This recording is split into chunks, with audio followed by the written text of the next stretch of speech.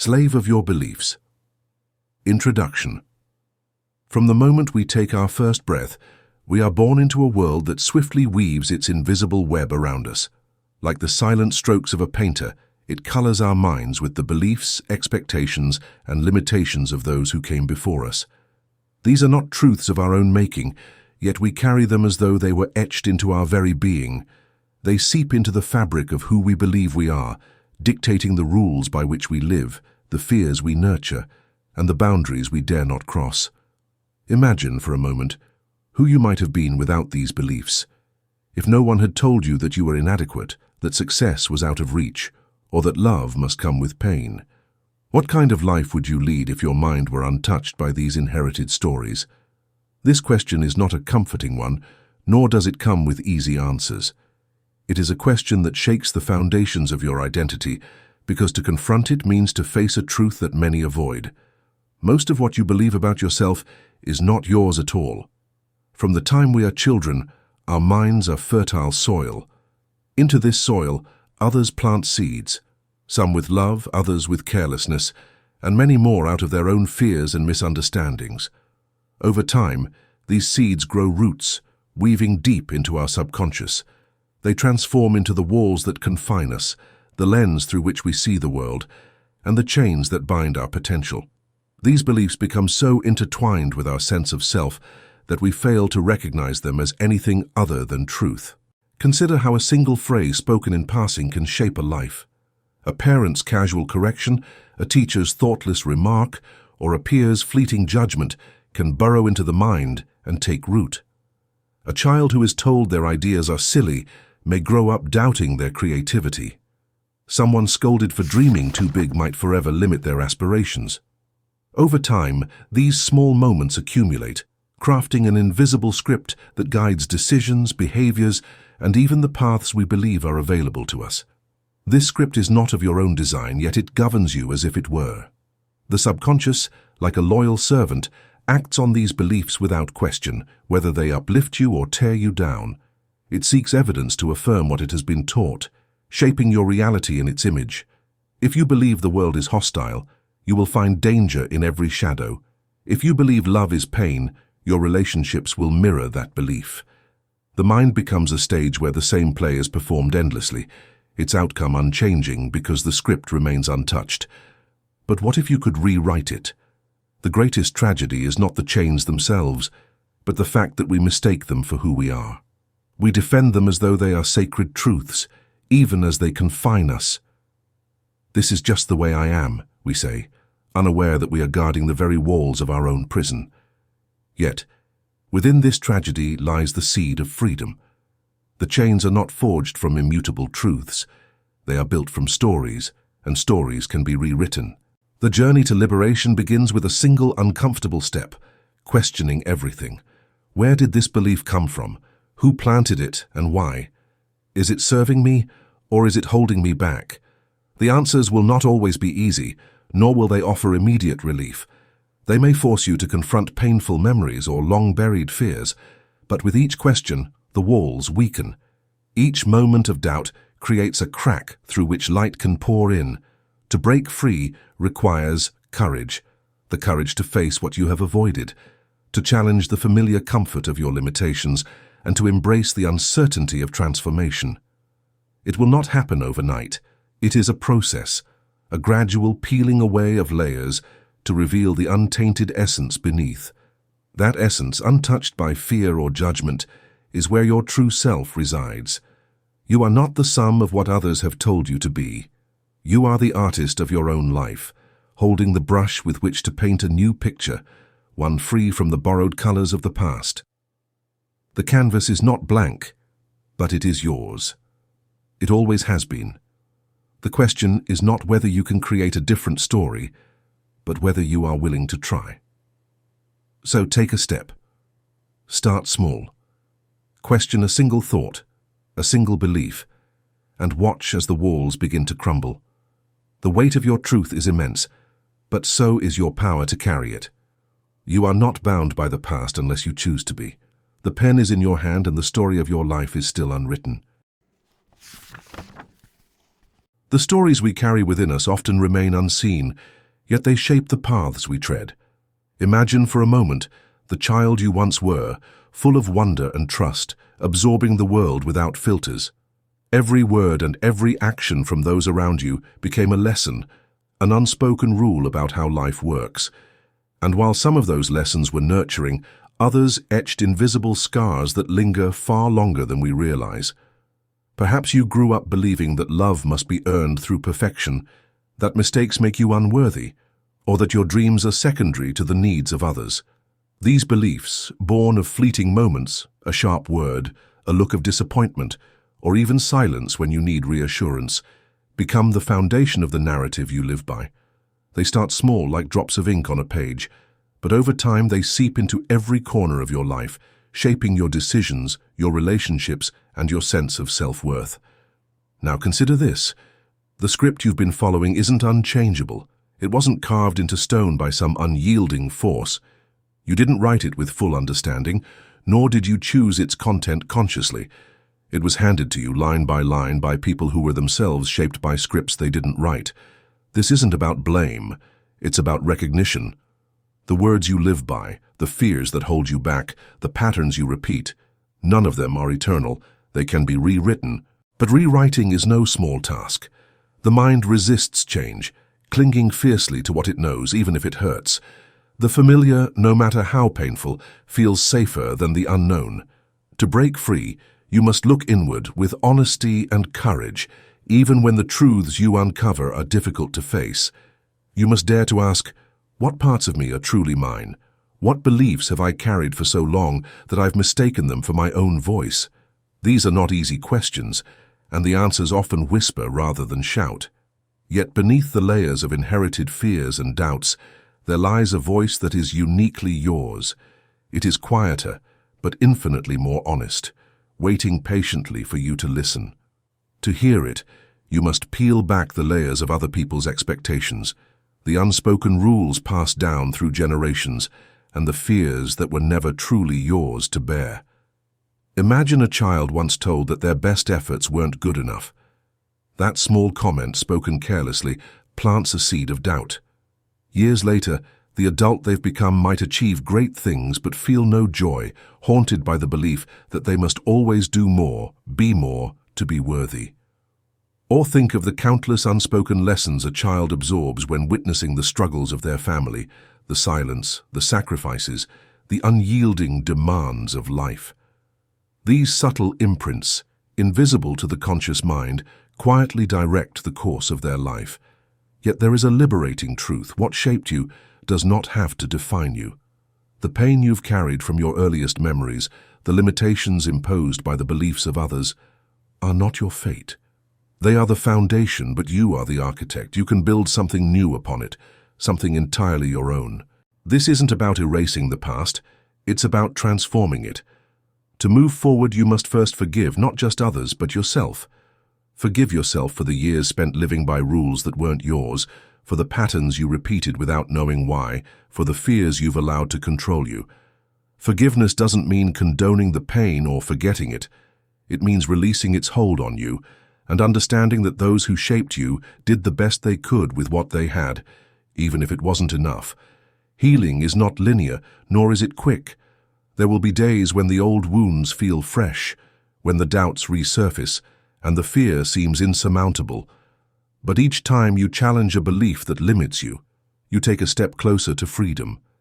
Each time you choose to act from a place of love rather than fear, you rewrite the script. Slowly, the chains of inherited pain begin to loosen, and you discover that you are no longer bound by what once seemed unchangeable. You are not the mistakes of your parents or the weight of their unhealed wounds. You are not the echoes of criticism or the shadow of expectations you could never meet. You are the author of your own story, capable of crafting a narrative where your past informs but does not dictate your future. It takes courage to face the truths that have lived in your shadows. But the reward is profound. When you begin to question the beliefs you've lived by, you uncover a new sense of self, a self unburdened by the need for perfection, unafraid of love, unshaken by fear. This is the journey of reclaiming your power, of stepping into the fullness of who you are meant to be. Your past may have shaped you, but it does not own you. You are free to choose a new story, one word, one step, and one moment of courage at a time. Imagine your mind as a vast storage system, a repository of every belief and thought ever handed to you since childhood. These ideas don't ask if they're helpful or harmful. They simply settle in, becoming the unseen architects of your life. If you were told as a child that the world is dangerous, that belief now shapes your choices. If you learned that love is earned through perfection, every small mistake likely feels like a catastrophe. And the most unsettling truth: these programs operate so deeply within you that their influence often escapes your notice. Consider how you react to everyday situations. Why does a simple criticism ignite anger or insecurity? Why does guilt creep in when you pause to rest? Why do you remain stuck in relationships or patterns you know are no longer serving you? These behaviors are not random. They are orchestrated by the beliefs embedded in you long ago, beliefs you accepted before you even understood the power they would hold over your life. The subconscious is not your enemy. Its purpose is protection, to create a sense of safety in an unpredictable world. Yet, this safety often comes at a cost. If your subconscious equates risk with danger, it will quietly sabotage your efforts to change, to grow, to reach for more. Its methods are subtle, its resistance cloaked in seemingly external obstacles. But the real barriers lie within. Changing these deep-seated patterns is no easy feat. Habits, after all, are built on the foundations of your beliefs. You may decide to save money, to exercise, to pursue your dreams, but often find yourself pulled back into old routines, as if by an unseen force. That force is your subconscious, clinging to the comfort of the familiar. It doesn't act out of malice, but out of a misguided effort to protect you from the discomfort of the unknown. So how do you rewrite a script written before you even knew there was one? The first step is awareness. You must uncover the beliefs running your life, bringing them out of the shadows and into the light. Ask yourself, what do I truly believe about love, success, or my own worth? Dive deeper than surface answers. Explore the echoes of words spoken to you as a child, the recurring patterns you've unconsciously followed.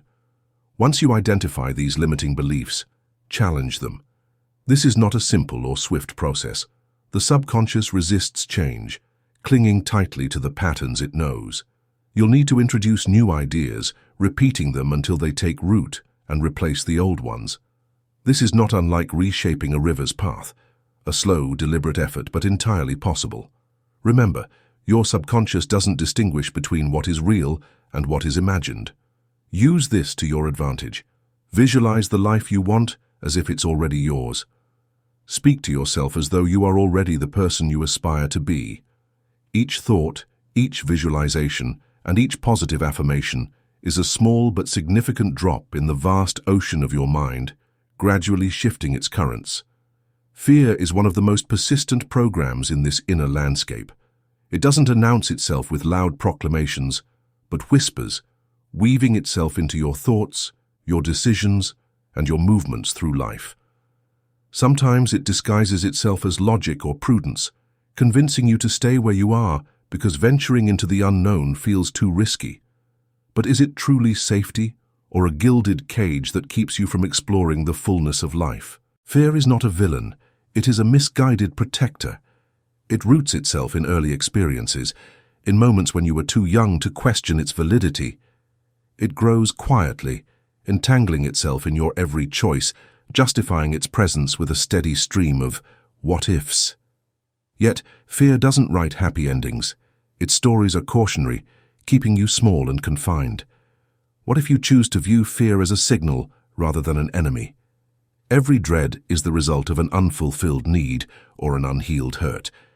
Maybe it's the fear of failing because you were only commended for your perfection as a child, or the dread of being rejected, which stems from the idea that love needs to be earned.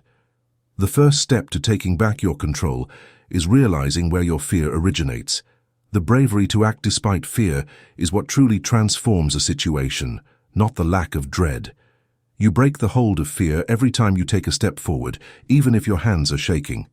It won't be an easy or quick voyage. Fear has been establishing a solid foundation in your thoughts for years. But you lessen its power with each deliberate decision to overcome it. A society's ingrained views can be just as widespread. Instead of being shouted out loud, these teachings are conveyed through raised eyebrows, acquiescence, dissatisfied looks, and silence. Your perception of happiness, success, and value is shaped by them.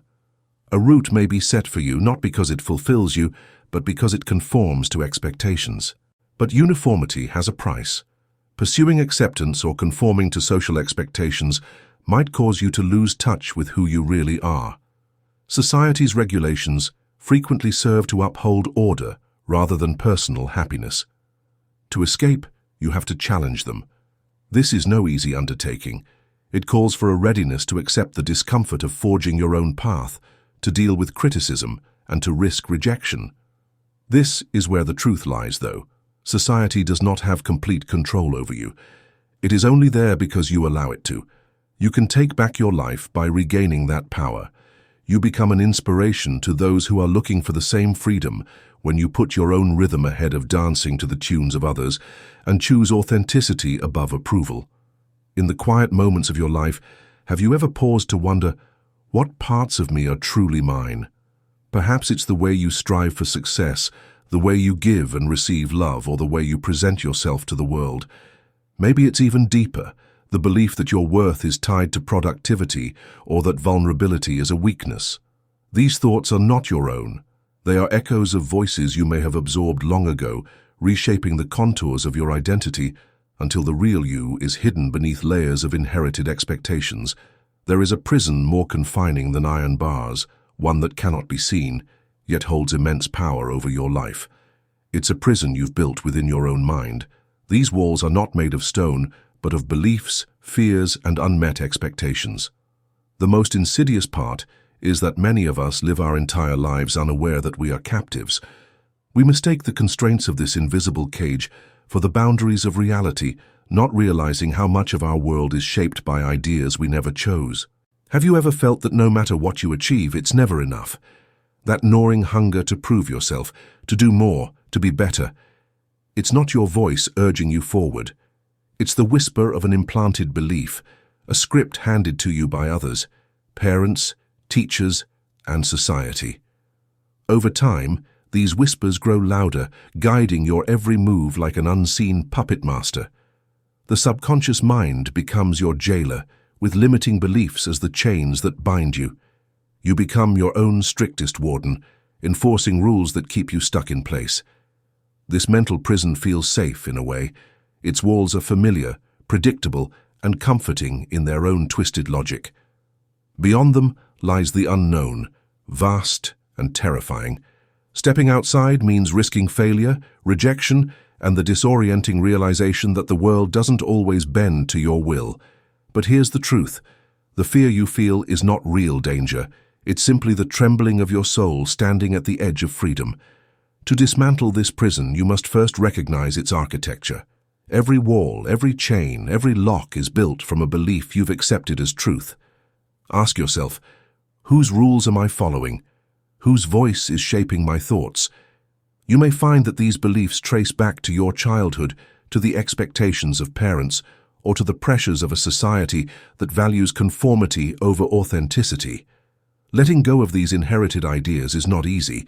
It can feel like losing a part of yourself, like tearing away something familiar and safe. But what you're shedding isn't truly you. It's the mask you've worn for so long, a facade designed to meet someone else's standards. Religion and spirituality too can form invisible cages. From a young age, many are taught to see the divine through rigid rules and doctrines, and to measure their worth by their adherence to ideals they didn't choose.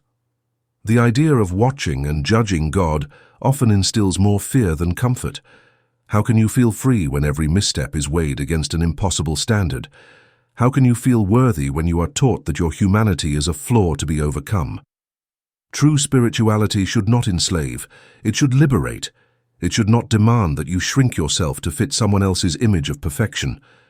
Yet so often, We find ourselves bowing to gods of paper, constructs built from dogma, traditions, and unyielding rules.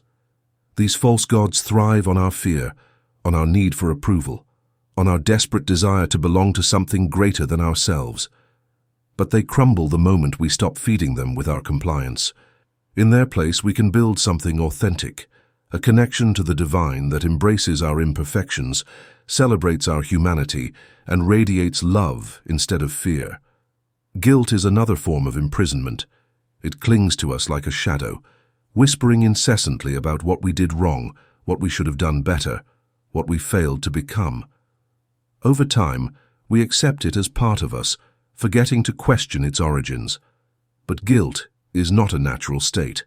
It is born of judgment. Judgment passed by others, by society, and eventually by ourselves. It convinces us that we are unworthy and that we must carry the weight of our mistakes forever. Yet guilt is not a burden we are meant to bear. It is a mirror held up to us, often by those who seek to control us. Freedom begins when we dare to look beyond that mirror. It starts when we realize that we have always held the key to our liberation. We are not bound by our past, by the expectations of others, or by the voices that try to dictate who we should be. The act of questioning, of asking who we truly are and what we genuinely believe, is the first step toward breaking free. And though the journey may be uncomfortable, even painful at times, each step brings you closer to the truth. You were never meant to live in fear. You were never meant to be small. The prison walls crumble the moment you stop reinforcing them with doubt and hesitation. What lies beyond is a life rooted in love, authenticity, and a deep connection to the essence of who you are. It's not a quick process, nor is it easy, but it's worth every moment. Because in the end, freedom is not about what you leave behind. It's about the truth you uncover and the life you finally allow yourself to live. From the moment we take our first steps in life, we are taught that mistakes come with a price. They aren't just external. They leave a mark on us, or so we're led to believe. Every misstep, every moment of disobedience is painted as a blemish on our soul, something to be redeemed if we ever wish to feel whole again. I once knew someone who carried such a burden of guilt that it became an inseparable part of them. It had been so long since they first felt it that they couldn't even remember its origin. Yet the weight of it showed in their voice, in their eyes, in the quiet sadness they couldn't explain. One day they shared their story with me. As a teenager, they had faced a decision far too heavy for someone so young. They did the best they could with what they knew, yet the world around them did not see it that way. Society, religion, the people closest to them, none of it offered understanding. They were judged in silence, and that silent condemnation became their own. Years passed, and each time they looked in the mirror, they didn't see themselves. They saw only the person they believed had failed.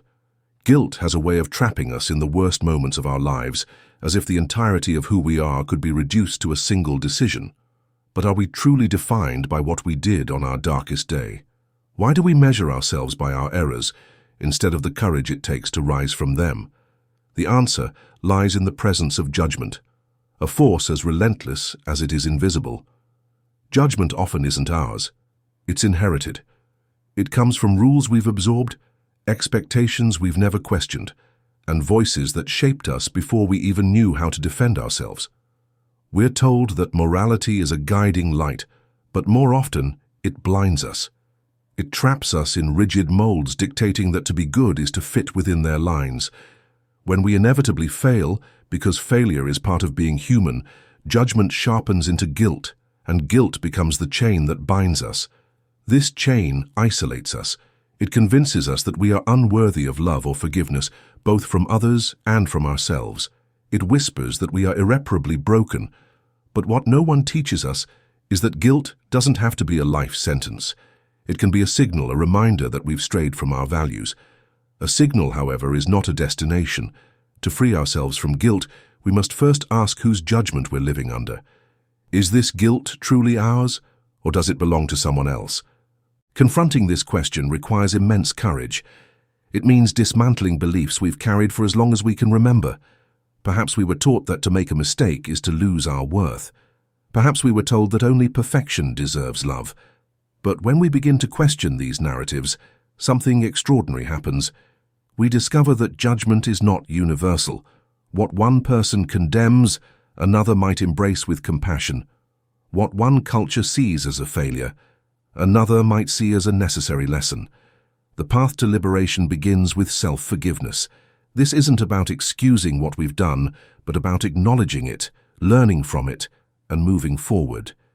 It means looking into the mirror and seeing beyond the blemishes we once believed were permanent. We are not the sum of our worst decisions. We are the effort we make to grow, to heal, and to live authentically. Guilt can transform into a teacher, but only if we let it. The next time it weighs on you, ask yourself, what can I learn from this? The moment guilt turns into understanding, it loses its power to hold you captive. It becomes a step forward, not a wall. And when you allow yourself to let it go, you'll find something remarkable. Behind the distorted reflection of who you thought you were lies the truest version of yourself, one that has always been there, waiting for you to see it. Life has a way of planting invisible beliefs in us, seeds sown in moments of vulnerability. A harsh word, a look of disappointment, a broken promise. These small moments take root, growing into unseen forces that shape us. Often, we don't even realize they're there, yet they dictate how we live, how we love, how we dream. They tell us we're not enough, that we'll never be enough. And as long as they remain hidden, they hold power over us. But here's the truth. You are not the shadows that haunt you. You are not the pain you've carried, nor the chains you've worn. Each time you dare to confront a shadow, you step closer to the light. Each time you question a belief that limits you, you reclaim a part of yourself. The process isn't easy. It demands patience, courage, and a willingness to see yourself as you truly are. But with every step, the darkness loses its grip, and in its place grows something new. Possibility, freedom, and the quiet understanding that you were never broken. You were always whole, waiting to remember.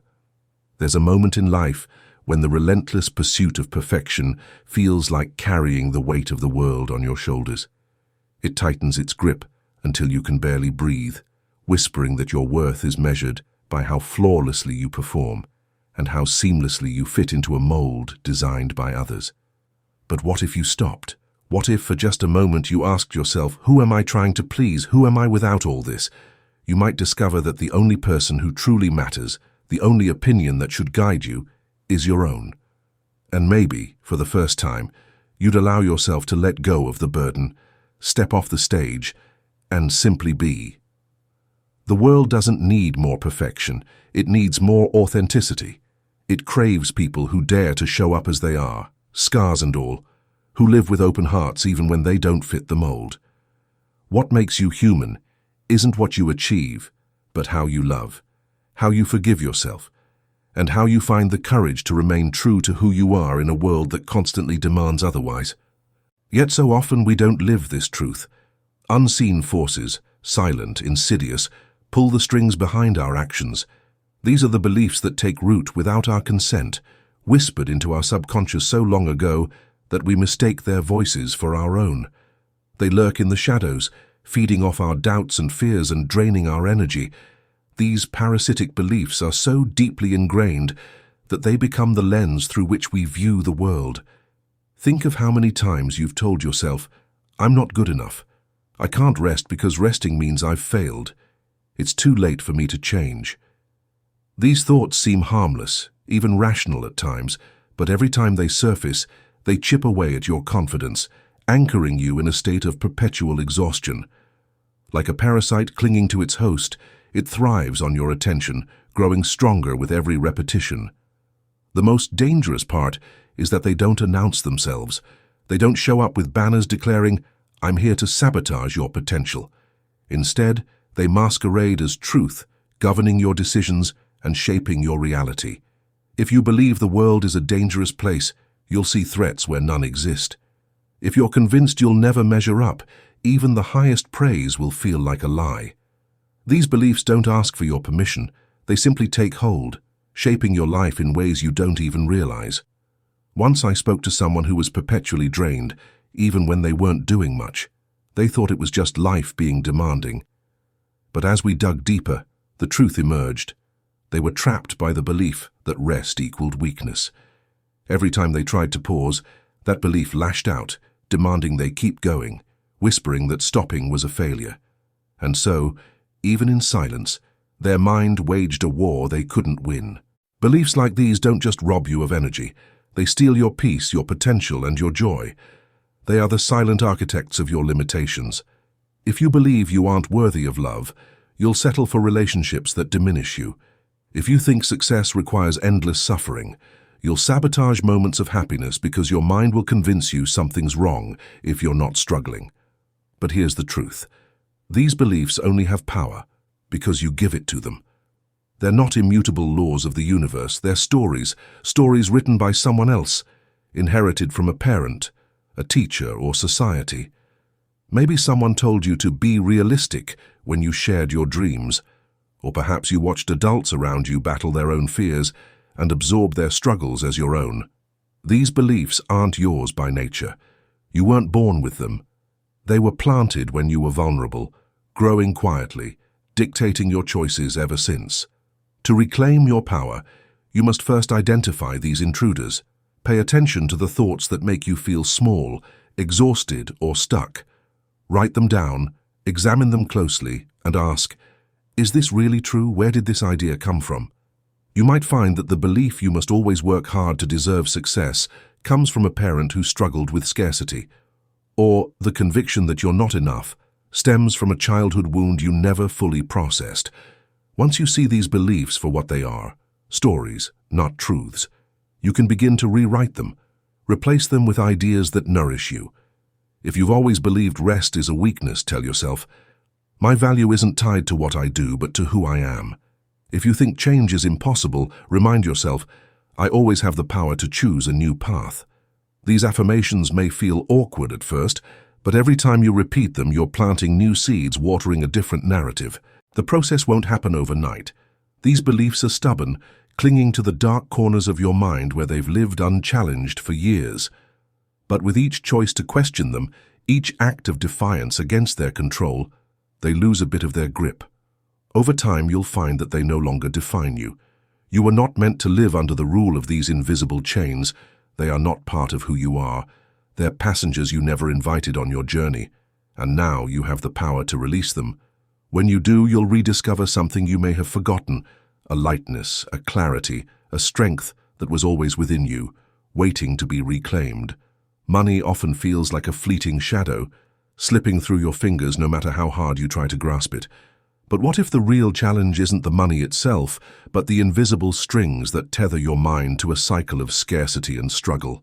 These strings, beliefs you never chose, are often inherited, absorbed like air from the environment you grew up in.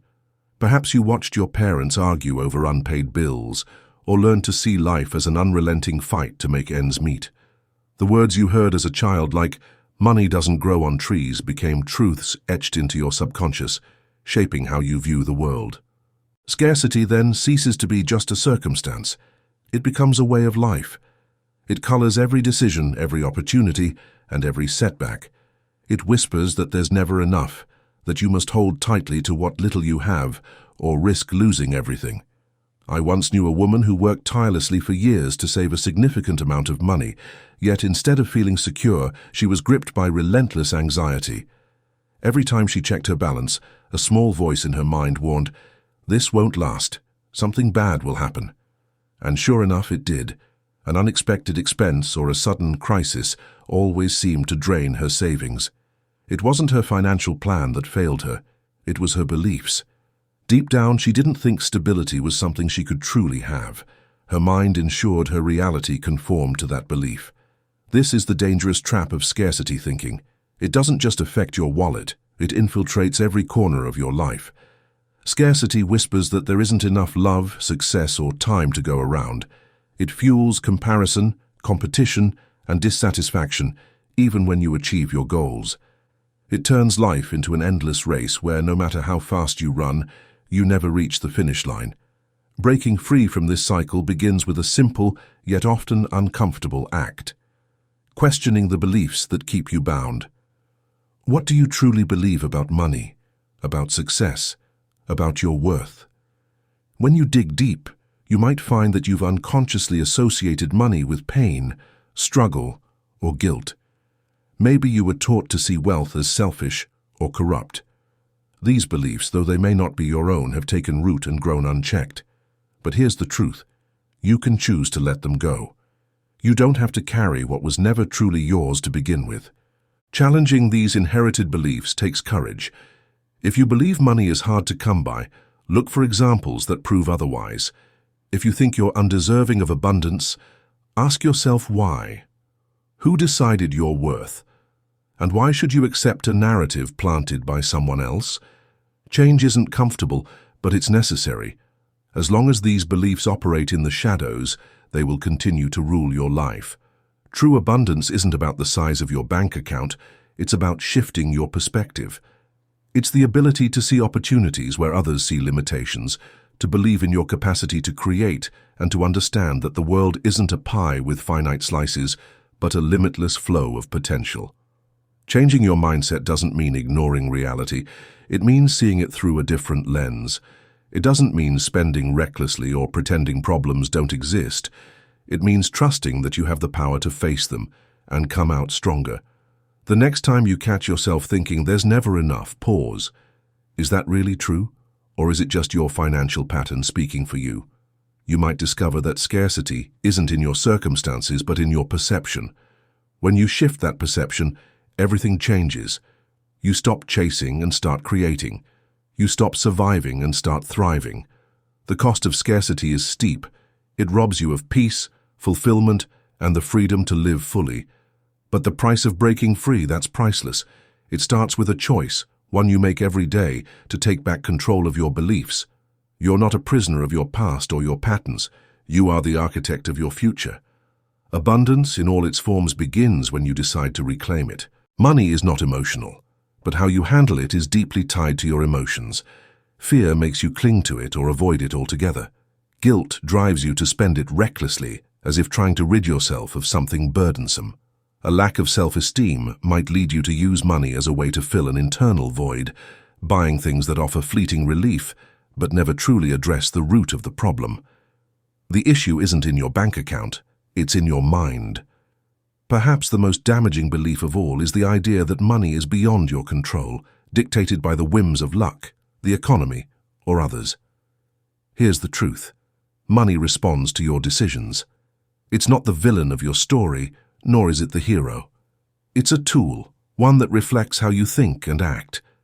To wield it wisely, you must first uncover what holds you back. Ask yourself, what do I really believe about money? Let your thoughts flow without judgment. Perhaps you think money is hard to earn, that it only brings problems, or that you're inherently bad at managing it.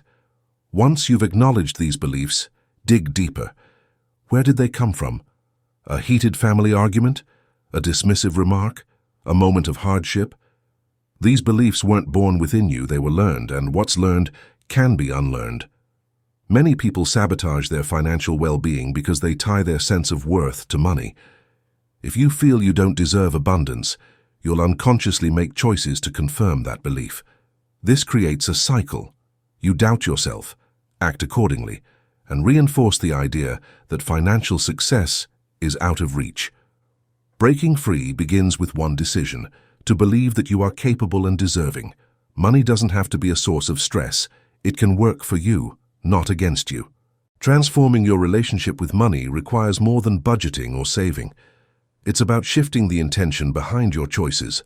Before your next financial decision, pause and ask, does this strengthen my limiting beliefs, or does it help me build a healthier relationship with money?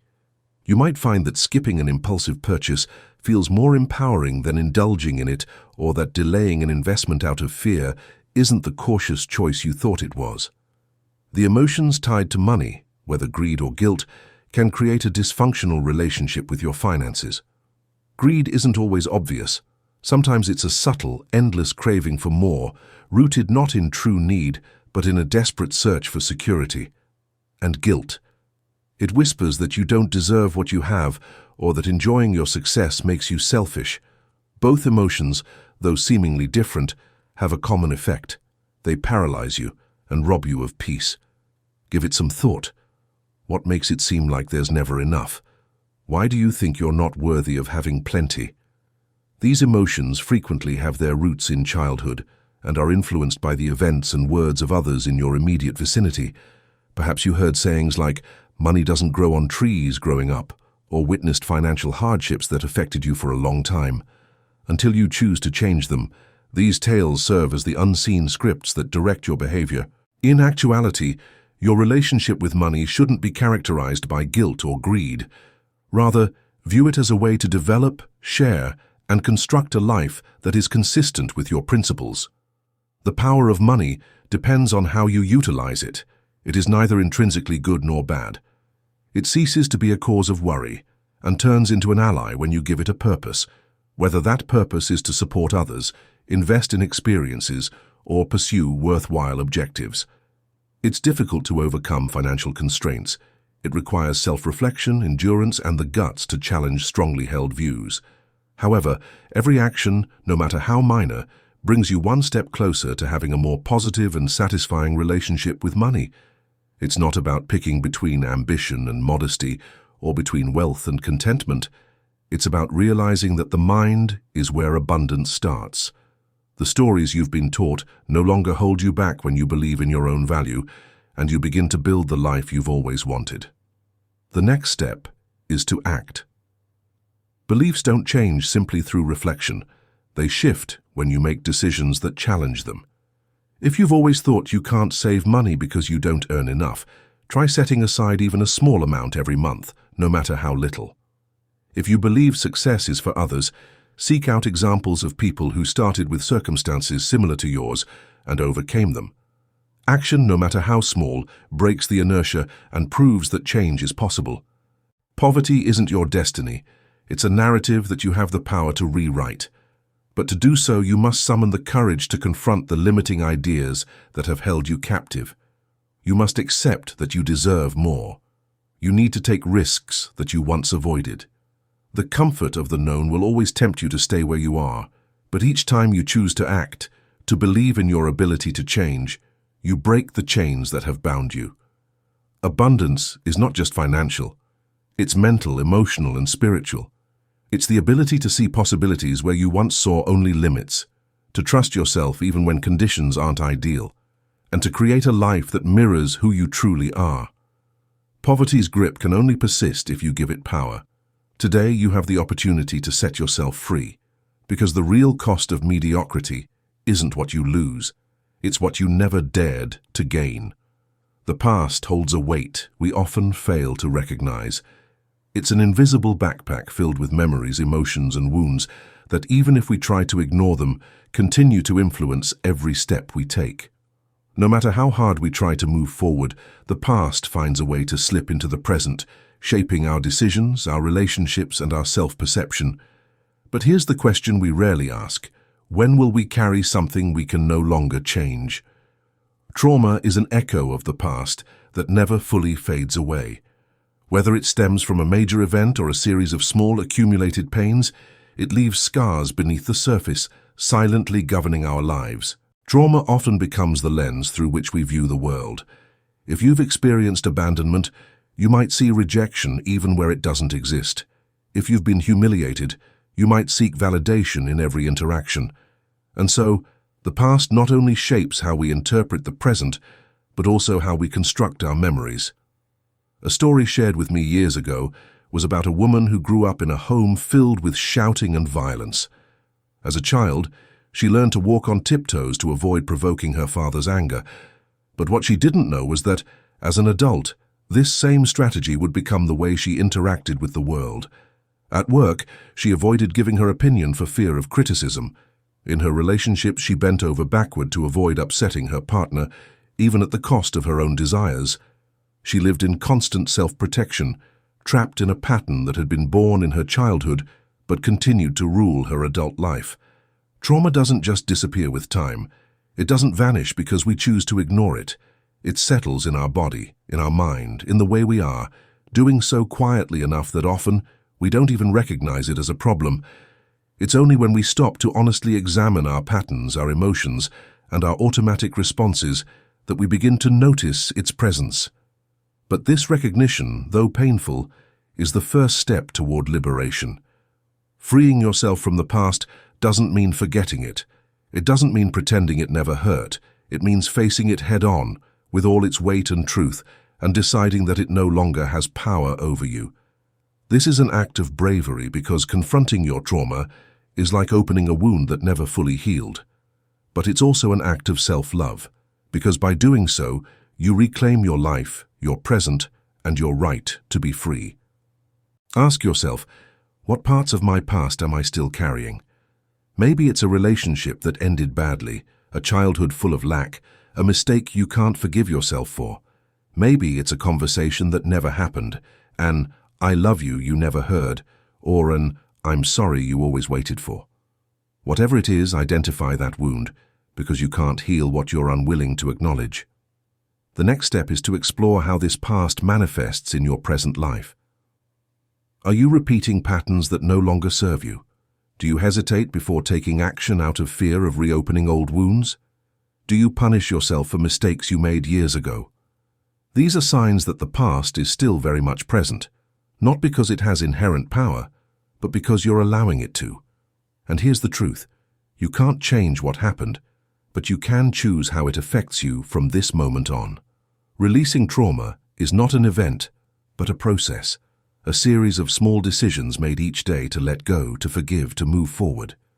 You may not forget what happened, but you can decide it no longer defines who you are. The pain may not vanish entirely, but you can learn to see it as part of your story, not your identity. Maybe you can't control what was done to you, but you can control what you do with it.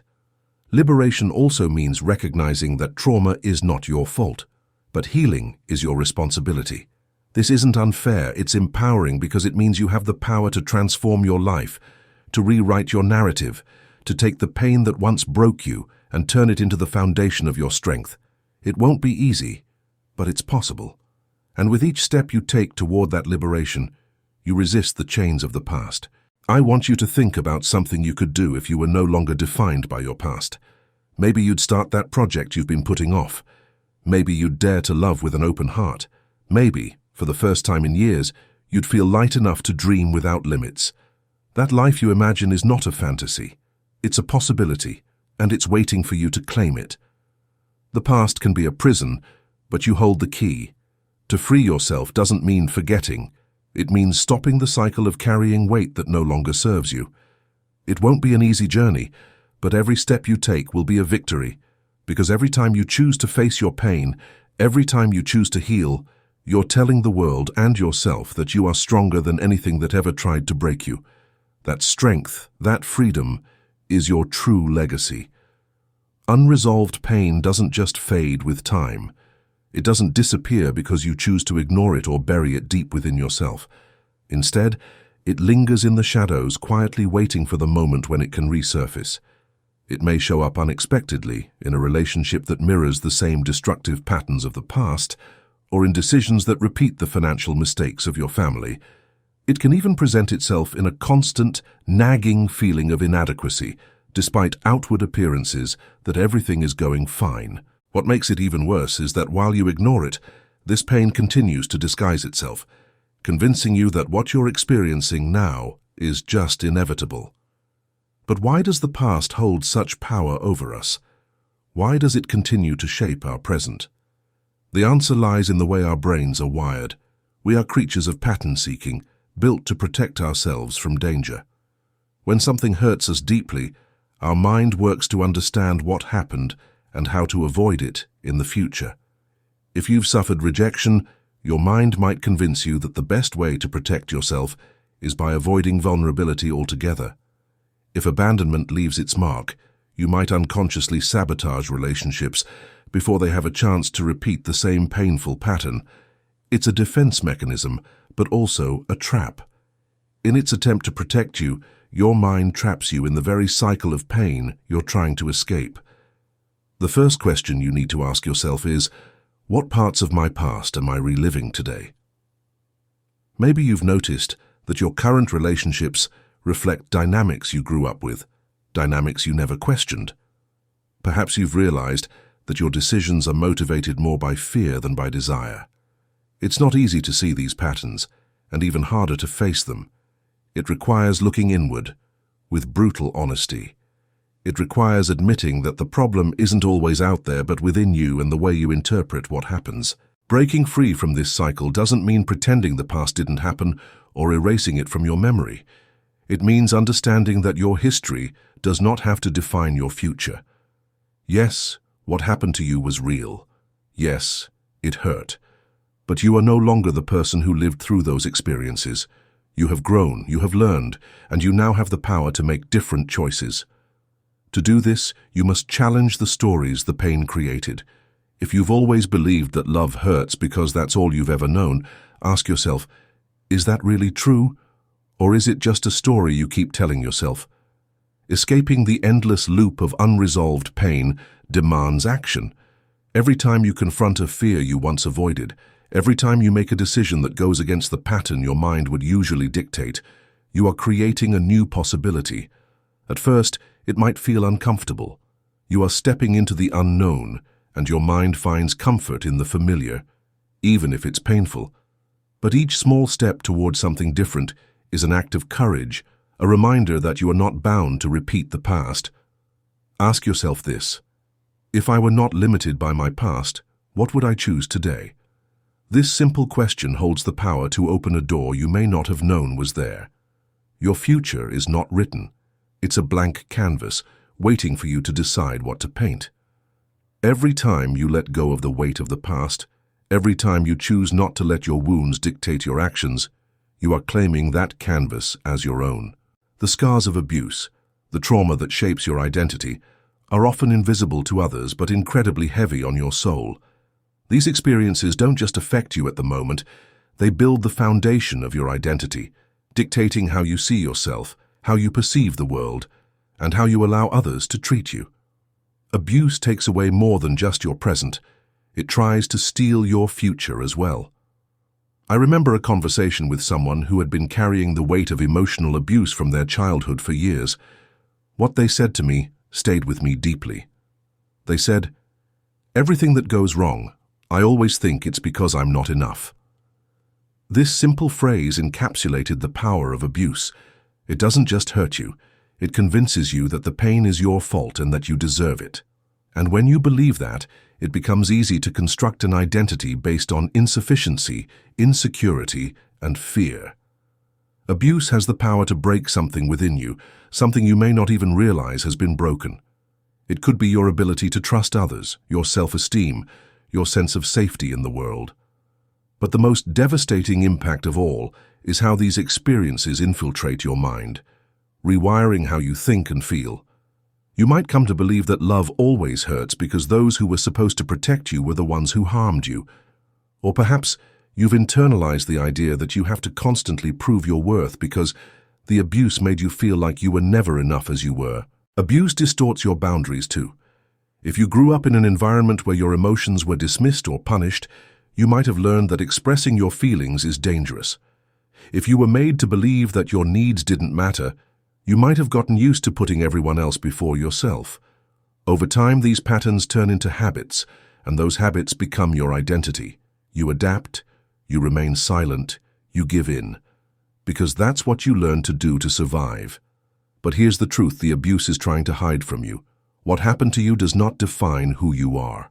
No matter how deep the wounds, no matter how long you've carried that weight, you are not the words they spoke to you, nor the actions they took against you.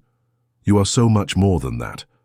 To rediscover that truth, you must face the impact these experiences have had on your life and your self-perception.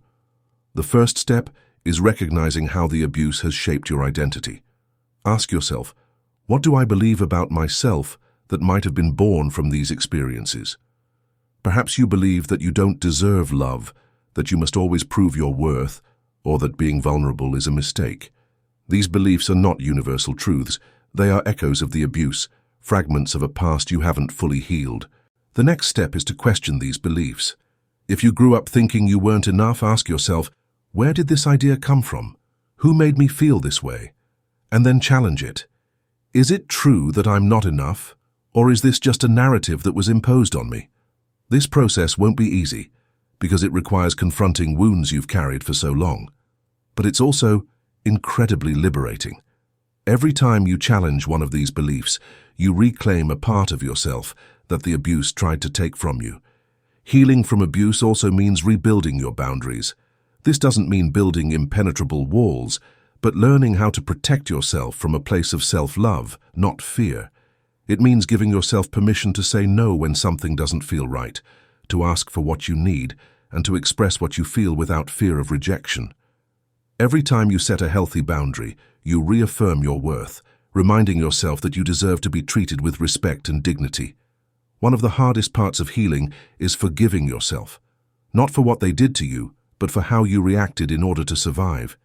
Perhaps you judge yourself for staying quiet, for letting them hurt you, for not leaving sooner. But here's the truth. You did the best you could with what you knew at the time. You survived, and that alone is an act of bravery. Abuse will try to convince you that you are broken, but you are not.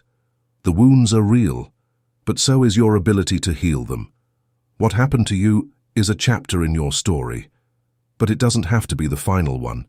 Every time you choose to look at yourself with compassion, every time you decide that you deserve better, you are writing a new chapter, one where abuse no longer has the final word. Ask yourself, who would I be if I didn't carry the weight of these experiences? That person is already inside you, waiting to be rediscovered. Healing will never be easy, but with every step you take toward liberation, you are resisting the chains of the past and reclaiming your life. The invisible chains, those beliefs, those traumatic memories, are the heaviest ones to bear, but they are not your true identity. You can rewrite the story.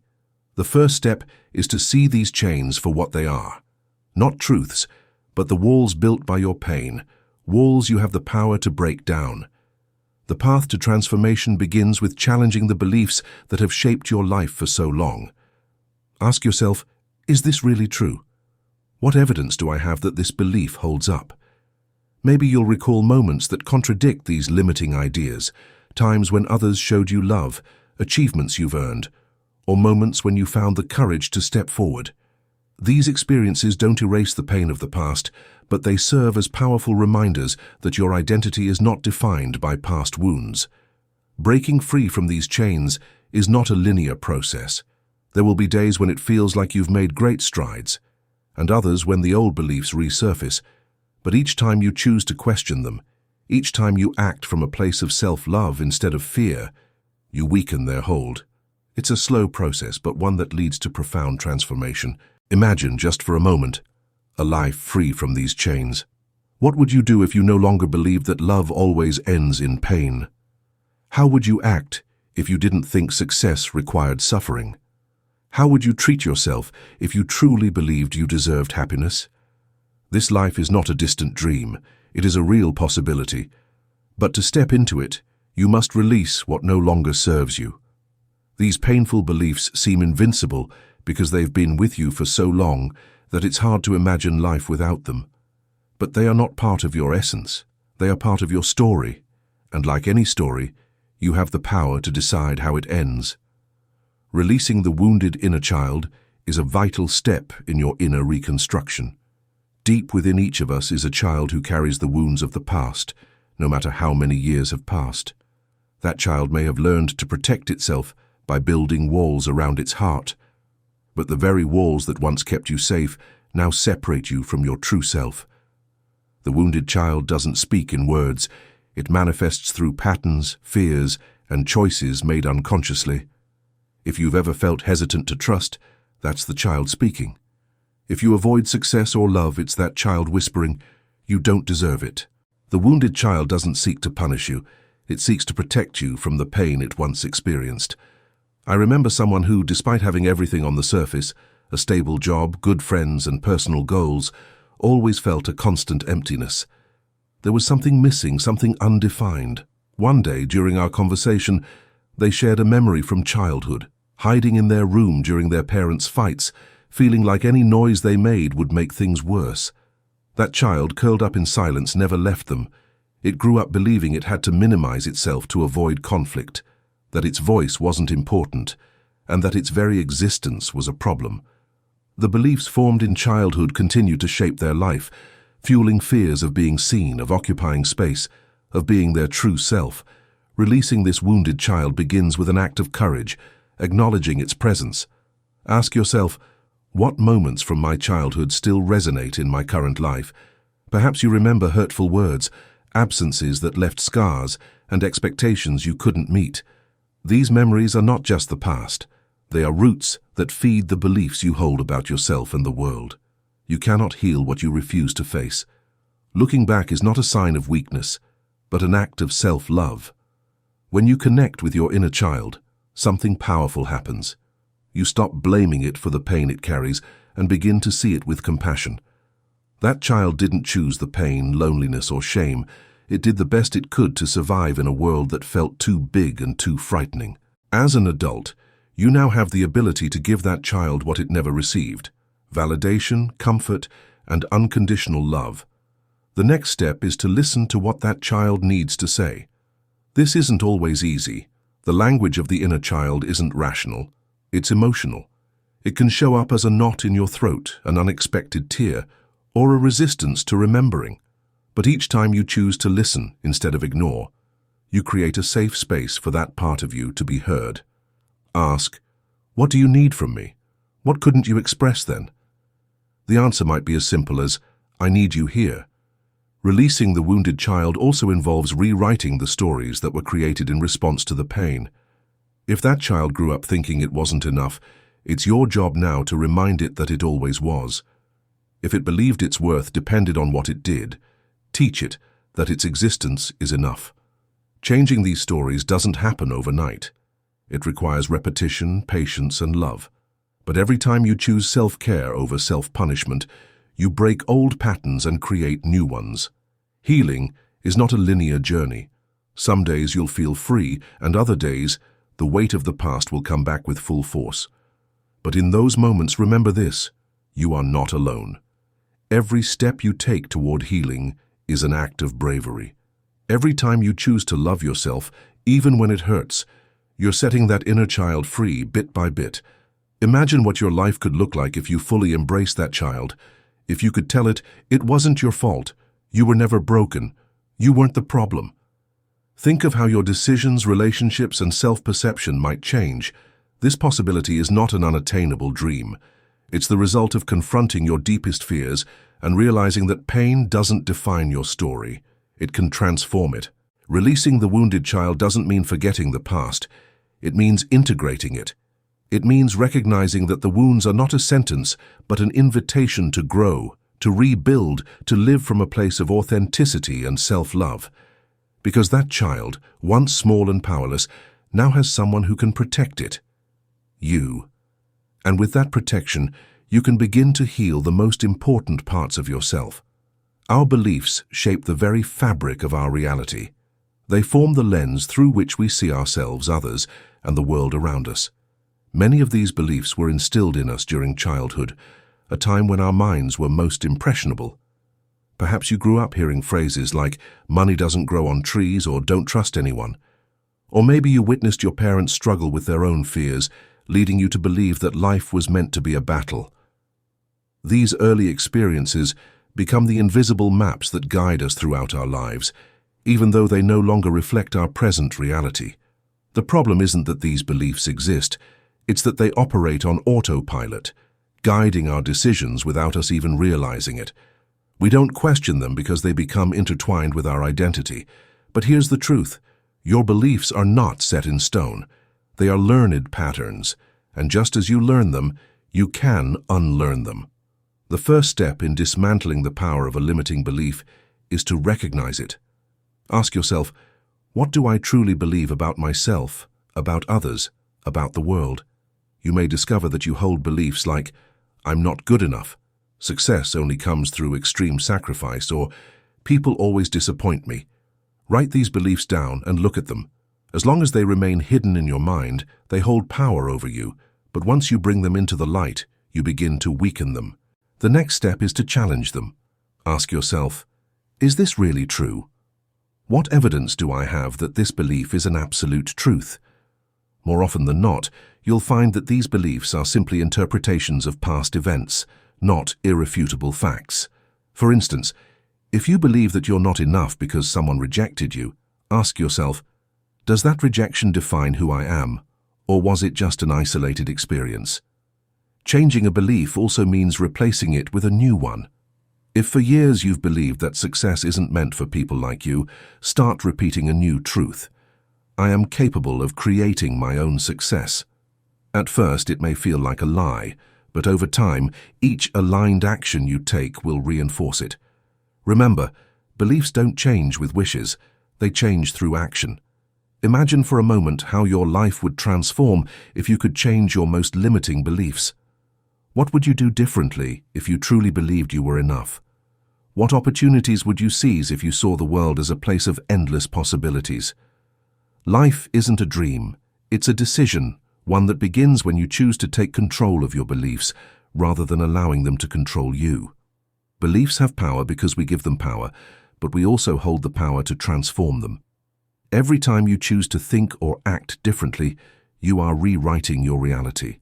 Because in the end, it's not the world that determines your destiny, it's what you choose to believe about it. And when you choose to believe in your own ability, your worth, and your right to a fulfilling life, something magical happens. Your beliefs, like all others, start to become your reality. The subconscious mind is the hidden puppeteer of your thoughts, decisions, and actions. It's invisible and silent, yet exerts absolute control over much of your life. It operates without your consent, guiding you with unsettling precision, not because it seeks to harm you, but because it was programmed to protect you. However, many times, that protection keeps you trapped. Your subconscious is like a massive filing cabinet where every experience, emotion, and belief you've accumulated since birth is stored. From the moment you were born, even before that, it has been gathering information about the world and your place in it. Every word you heard, every look you interpreted, and every emotion you felt was recorded. And those experiences, especially the ones that occurred during moments of vulnerability, became the blueprint by which your subconscious navigates life. I recall someone telling me they didn't understand why they always ended up choosing the worst for themselves, particularly in relationships, work, and even daily decisions. They felt an internal force pushing them toward failure, as if they had an inner enemy. But this wasn't an enemy. It was their subconscious mind operating from beliefs formed during childhood, like, I'm not good enough, or I don't deserve to be happy. They didn't consciously remember these beliefs, but they were there, silently guiding every step they took. The subconscious mind functions as an autopilot. If you've ever driven to a familiar place without consciously thinking about every turn, you know how it feels. But this autopilot doesn't just control simple tasks. It also governs your emotions, fears, and reactions. Why do you feel nervous when an opportunity arises that you should celebrate? Why do you avoid love, even though you crave it? The answer lies within the subconscious, where the programs that run your life are stored. The problem with this autopilot is that it doesn't distinguish between what helps you and what limits you. It simply repeats patterns. If you learn that rejection is dangerous, your subconscious will avoid any situation where rejection could occur, even if it means sacrificing something important. If you've associated success with extreme sacrifice, it will push you to work beyond your limits, because that's what it believes you need in order to be valuable. These patterns are not coincidences. They are signs that your subconscious is following a script it learned long ago. But that script, though it may feel unchangeable, can be rewritten. The first step to freeing yourself from the dictatorship of the subconscious is to observe it. This doesn't mean trying to control it. That's impossible. It means paying attention every time you react in a way you don't understand. Stop and ask yourself, where is this coming from? If you're afraid of speaking in public, perhaps you remember a time when you were humiliated in front of others. If you struggle to trust people, maybe it stems from a betrayal you never fully processed. The subconscious holds on to these memories, not to punish you but to protect you. Yet this protection, though well-intentioned, often keeps you stuck. The next step is to challenge the programs that no longer serve you. This requires practice because the subconscious doesn't change with words. It changes through experience. If you've believed for years that you're not enough, start acting as though you are. Take small risks, celebrate your achievements, and allow people to love you. At first, it will feel uncomfortable, even false, but each time you act from a different place, you're sending a message to your subconscious. This is my new reality. Over time, that message becomes the new program. The subconscious mind also responds to repetition. Think of how many times you've told yourself, "I can't," or "I'm not capable." Each repetition reinforces that belief. But if you consciously choose to feed your mind with affirmations like, "I am enough," or "I deserve the best," you'll eventually start to change the internal narrative. Not because the words are magical, but because repetition creates new neural pathways and new thought patterns. Imagine how your life would look if you could free your subconscious from the limiting programs it's carried out for years. What if, instead of operating from fear, it functioned from trust?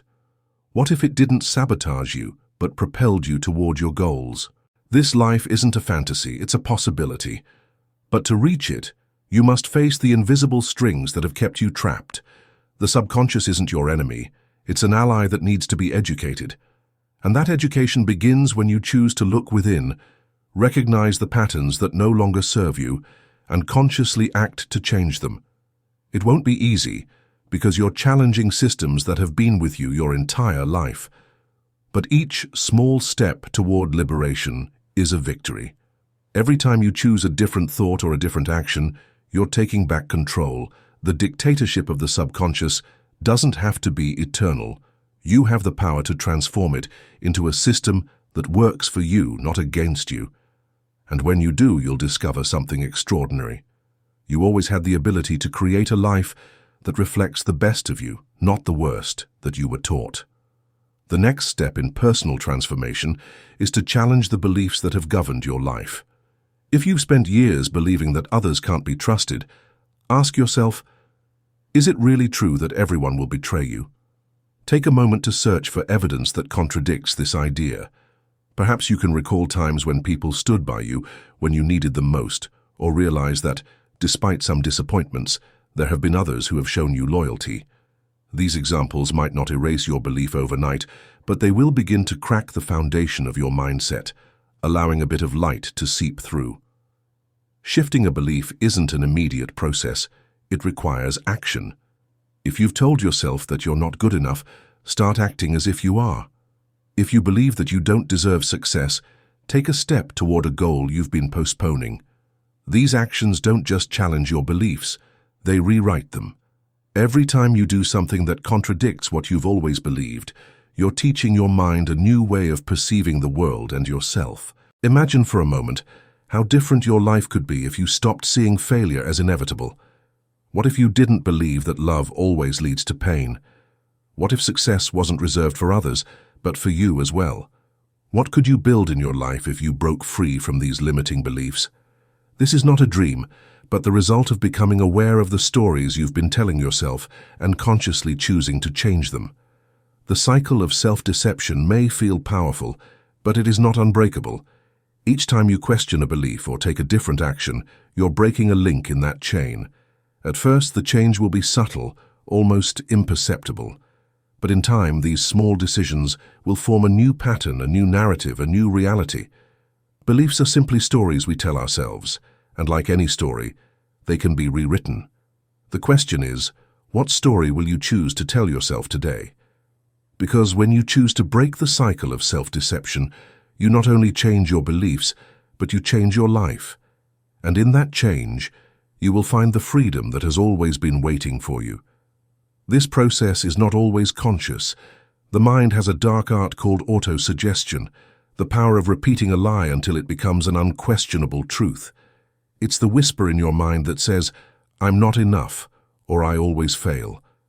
At first, these words have no real foundation, but the more you repeat them, the deeper they grow, intertwining themselves into your psyche. Before long, not only do you believe them, but you live as though they are the core of your existence. This is the dark art of autosuggestion, convincing yourself of your own lies until they feel more real than any other truth. I remember someone who would always say, I'm not good at public speaking. Whenever the opportunity arose, they would shy away with an excuse. When I asked why they believed this, they shared a story from their childhood, how once they had forgotten their words during a school presentation and were met with laughter. This moment became a scar in their mind, but the real wound was the belief that grew from it. I'm not good at this. No matter how many times they tried afterward, each failure seemed like proof that their belief was true. That's how autosuggestion works. It doesn't need huge events or solid evidence. It only needs repetition. It's a slow, silent process, but devastatingly effective.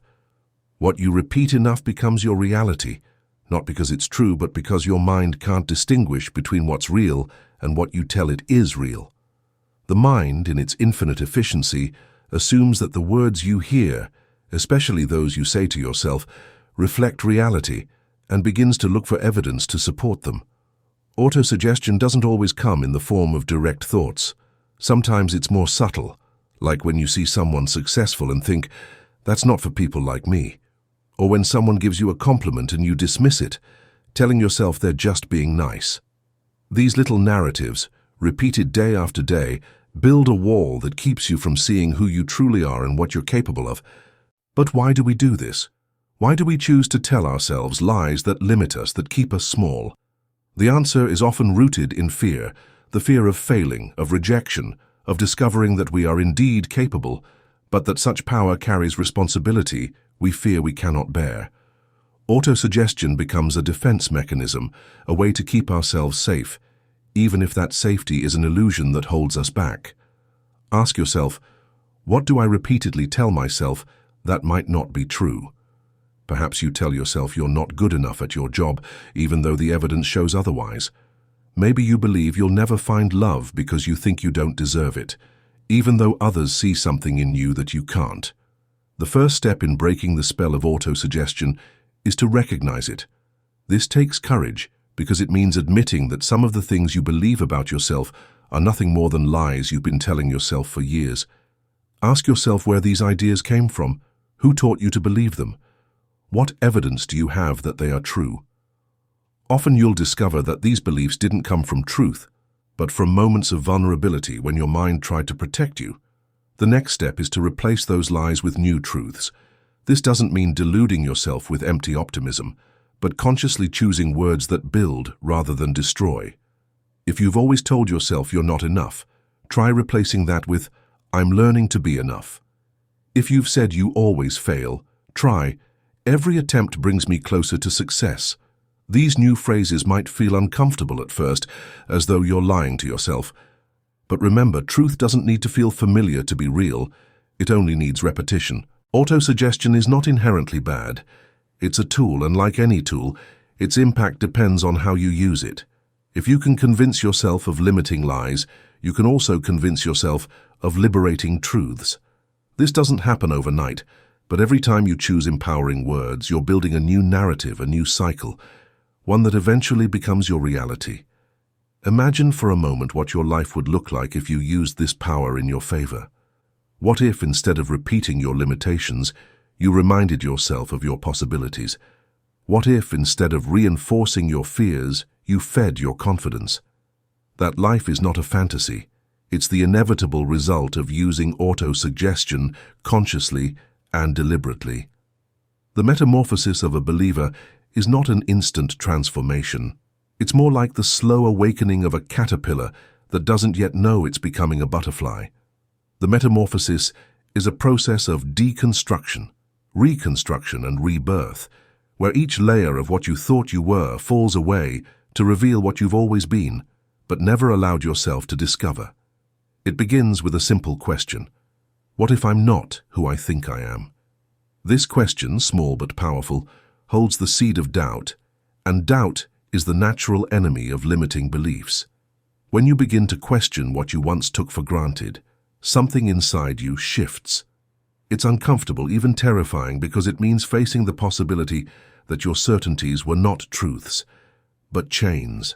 The first cracks in your old ideas may seem insignificant, but each new question and each new experience that contradicts your former beliefs widens those cracks. Eventually, What once seemed immovable will crumble. But deconstruction alone is not enough. You must rebuild, and this is where many falter. The emptiness that remains after a belief falls can be terrifying. It's easier to cling to the familiar, even if it hurts, than to face the uncertainty of the unknown. But that emptiness is not a punishment. It's an invitation. It's the space where you get to choose who you want to be and what you want to believe. Ask yourself, what kind of life do I want to create? What beliefs do I need to sustain it? Perhaps you'll realize you want to believe in your ability to achieve great things, even if you once told yourself the opposite. Perhaps you'll adopt the belief that love is not something to be earned, but something you deserve. These new beliefs won't appear out of nowhere. They must be cultivated, nourished, and repeated.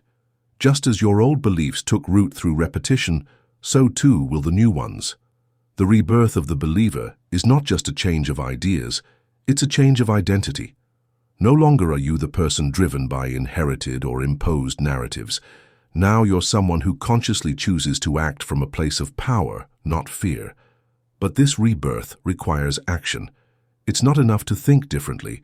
You must live differently. Each decision you make from your new beliefs reinforces the metamorphosis. Every small act of courage, every time you choose trust over doubt, is a declaration of who you are now. Imagine for a moment what your life would be like if you could fully release the beliefs that have held you back.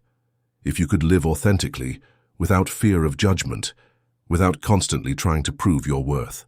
That life is not an unreachable dream. It's the natural consequence of transforming your belief system. But don't be mistaken. The metamorphosis is not a destination. It's a continuous process, a journey where you'll constantly encounter new ideas, new experiences, and new versions of yourself. Every time you face a challenge, every time you dare to dream bigger, you are being called to another transformation. Because life is not static, and neither are you. The metamorphosis of the believer is not just about changing your thoughts, it's about changing how you live, how you love, and how you relate to yourself and the world. It's a reminder that you are not defined by what you once believed, but by what you choose to believe now. And that choice, though it may seem small, has the power to transform not only your life, but also your perception of what is possible. It is the first step toward breaking the mental walls that confine you. I remember a conversation with someone who told me, "I feel trapped, but I don't know why." Such a simple phrase, yet it holds a universe of pain. I asked, "What is holding you back?" He paused, thinking for a moment before responding, "I think it's me." While this answer seemed obvious, it marked the beginning of something profound. It wasn't him that was holding him back, but the mental walls he had built over the years, walls constructed from fear of failure, self-doubt, and the belief that he wasn't enough. These mental walls are not built overnight. They are constructed slowly, one brick at a time. Each time someone told you that you couldn't, and you believed them, you placed another brick. With each failure you interpreted as evidence of your own inadequacy, you added another layer. Every time you chose the safe path over the risky one, you reinforced these walls. After years of this, these walls become so high and so thick that they seem impenetrable. But here's the truth: those walls don't want you to discover. They aren't as strong as they appear. They were built by you, and therefore they can be torn down by you. The first step to breaking them down is recognizing they exist. Ask yourself, what beliefs do I hold about myself that limit me? Perhaps you believe you're not smart enough, or that success is reserved for others, or that love always leads to pain. These beliefs are not inherent to who you are. They are stories you learned, absorbed from your environment, from past experiences, and from the words of others. As long as you don't question them, they will continue to control your life. The most important question you can ask yourself is, where do these beliefs come from? You might realize that you've always felt incapable because someone close to you pointed out your mistakes when you were young. Perhaps you're afraid of rejection because you were once humiliated, and that experience left a scar that never healed. These beliefs didn't emerge out of nowhere. They have roots. By identifying these roots, you begin to weaken the walls. Breaking down mental walls isn't an act of brute force. It's an act of courage. You don't need to bring them down all at once. You simply need to start making cracks in them. Every time you challenge a limiting belief, you create a crack. If you've always believed you can't try something small that proves otherwise, if you think you don't deserve love, open up just a little to someone who cares. These actions, though they may seem insignificant, have a profound impact because every time you act against your limiting beliefs, you take away their power. The process won't be comfortable. There will be times when you'll want to return to what's familiar, because even the most painful prison can feel safe if it's the only thing you know. But discomfort is a part of change. Whenever you feel fear, remember that it's not a sign that something is wrong. It's a sign that you're stepping into unknown territory. And it's in the unknown that transformation happens. Imagine for a moment what your life would be like without those walls. What would you do if your doubts, your fears, and your limiting beliefs didn't hold you back? That life isn't some unreachable dream. It's a real possibility that begins the moment you decide to strike the first blow against those walls. It doesn't matter if that blow is small. What matters is that it's conscious and intentional, a reminder that you have the power to choose. Breaking down these walls is not just an act of liberation, it's an act of self-love. It's telling yourself that you deserve more, that you are not defined by your past experiences, that you have the right to be who you truly are. And when those walls fall, you don't just discover a wider world, you discover yourself. You find yourself free, whole, and capable. The art of deconstruction is about dismantling the false identity you've built. The identity you carry isn't always the one that truly belongs to you. Often, it's a collage of expectations, fears, and beliefs you've accumulated over the years. What you call yourself is actually a mask, a construct designed to fit in, to protect, and to give you a sense of security in a world that often feels chaotic. But here's the truth that few are brave enough to face. That identity, no matter how real it may seem, could be a lie. Deconstruction is not a gentle or comfortable process. It's like tearing down a house you've believed to be your home all your life. Each layer you remove reveals something you didn't know was there, something you may have preferred to ignore. But it's only by undoing what isn't authentic that you can discover what you really are. I remember someone who, after years of living a life that seemed perfect on the outside, told me, "I don't know who I really am. Everything I do seems designed to please others." Their career, their relationships, and even their dreams weren't their own. They were reflections of what others expected from them. That realization was devastating at first because it meant admitting that they had been living a borrowed life. But it was also the first step towards something more authentic. The art of deconstruction begins with a simple yet powerful question. Who am I, really? This question doesn't seek immediate or easy answers. It seeks truth. And when you face that truth, it can be uncomfortable. You may discover that you've been acting to gain approval, that you've hidden your true desires because you feared judgment, or that you adopted beliefs that aren't yours because it was easier to follow the path laid out by others. The false identity is built on the experiences that have shaped you. Perhaps someone told you that you were too much of a dreamer, and so you decided you had to be more realistic. Maybe you were hurt in a relationship, and you learned to shut yourself off from love. Perhaps you grew up in an environment where vulnerability was seen as weakness, and so you built armor to protect yourself. Each of these experiences added a brick to the identity you now wear. A false identity created not to make you happy, but to help you survive. The first step to dismantling that false identity is to recognize the bricks that hold it together. Ask yourself, what do I believe about myself that might not be true? Perhaps you believe you're not good enough, that you don't deserve success, or that you always have to be strong for others. These beliefs are not your essence. They are stories you've learned to tell yourself in order to cope with the world. Once you identify these beliefs, the next step is to question them. Ask yourself, where did this idea come from? Who taught me this? What evidence do I have that it's true? Often, you'll find that these ideas didn't come from you at all. They came from others, your parents, society, or painful experiences you never processed. When you realize these beliefs are not yours, you begin to reclaim your power. Deconstruction doesn't mean destroying everything you are.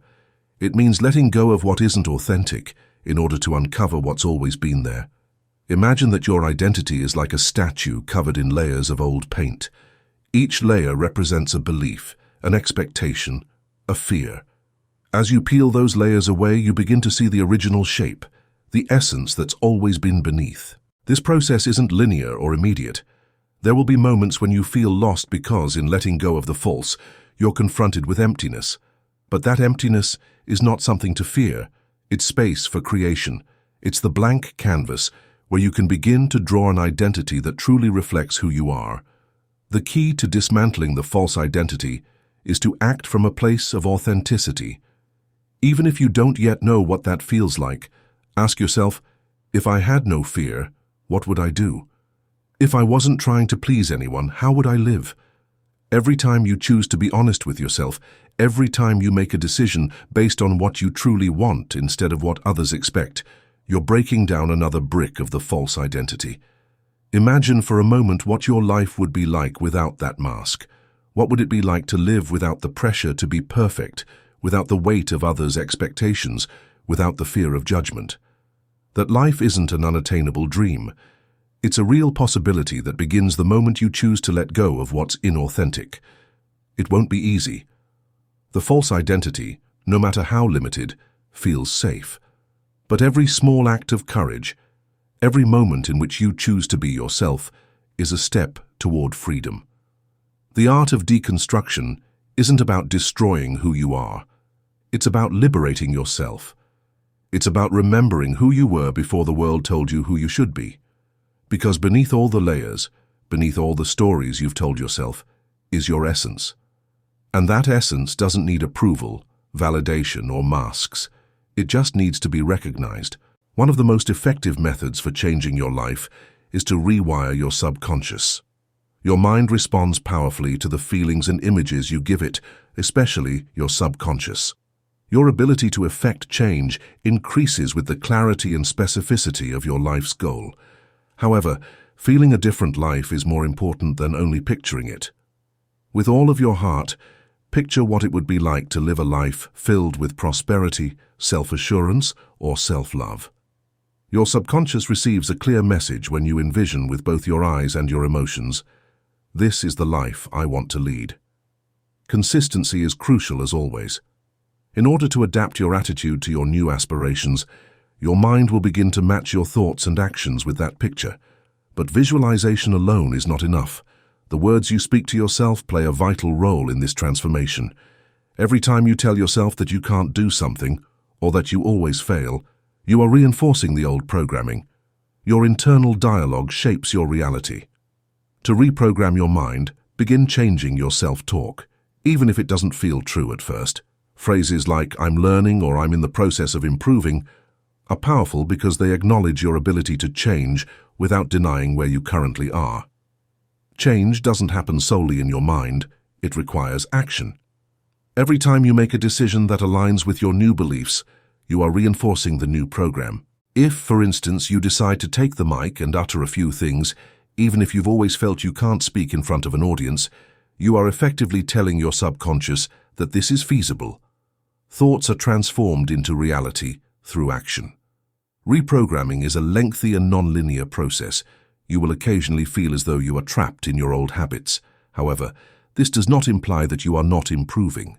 Every little adjustment, every idea you question, and every action you perform from a different angle is a step in the right direction. Maintaining consistency is crucial. It doesn't matter how many times you make mistakes as long as you keep going. Imagine for a moment how your life would change if you could completely reprogram your subconscious. If, instead of making decisions from a place of fear, you made them from a place of confidence, your choices weren't dictated by past wounds, but by the vision of the life you want to create. This life isn't a dream, it's a real possibility. And it begins with one simple but powerful act: consciously choosing what you allow into your mind. The science of change may not seem magical, but its results often appear that way. When you reprogram your subconscious, you don't just change how you think, you change how you live.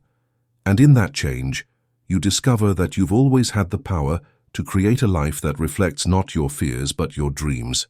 The mind, contrary to what many believe, isn't your jailer. It's your most powerful tool. It all depends on how you choose to use it. The alchemy of thought is about transforming fear into empowering beliefs. Fear is like a shadow, always a step behind, silent but constant. No matter how fast you run, it always seems to follow. Yet fear has a peculiar quality. It's not as solid as it seems.